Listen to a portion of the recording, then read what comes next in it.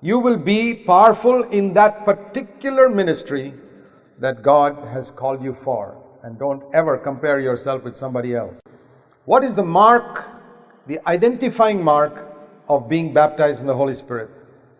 Acts 1:8, power. Jesus never said, you shall receive tongues when you are empowered with the Holy Spirit. When the Holy Spirit comes upon you, you shall receive power.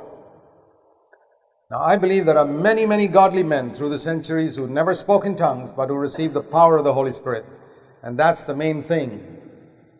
God may also give the gift of tongues, but it's not necessarily given to everybody. Even to the church in Corinth, Paul writes in 1 Corinthians 14, I wish you all spoke in tongues, which proves they did not all speak in tongues. So we must accept that fact, that they did not all speak in tongues even in the first century. Some people make us believe as though every first century believer spoke in tongues. It's not true. But it is God's will that every Christian should have power. Tongues is one gift. It's not the most important, certainly. But every Christian should have power. And power does not mean that you'll become an evangelist. Just because you hear the testimony of somebody like Moody or Finney, that when they were baptized in the Holy Spirit, suddenly Moody says, I preached the same sermons after I was baptized in the Holy Spirit and hundreds were converted.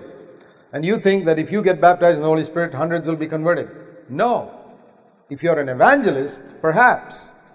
See, the best illustration I can use is from the human body. To be a member of this body, one sign is that the blood must flow through that member. If the blood flows through a part of this body, that's part of my body. If I have an artificial hand, that's not part of the body because the blood does not flow in it. But this little finger, the blood flows in it, so it's part of the body. That's a picture of the blood of Christ, which determines whether I'm part of Christ's body or not. But even when the blood flows in my hand may be paralyzed. So I am a member of the body. This hand is a member of the body, but it's a useless member. What does this hand need? Power. And when it gets power, will it become a mouth or a tongue? No. It'll become a powerful hand.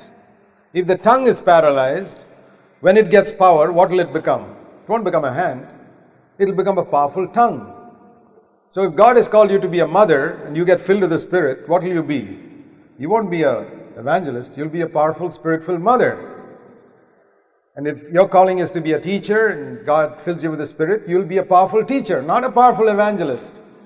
There's a wrong conception that many people have that power means we'll suddenly all become like tongues or all become like eyes. No. You will be powerful in that particular ministry that God has called you for. And don't ever compare yourself with somebody else.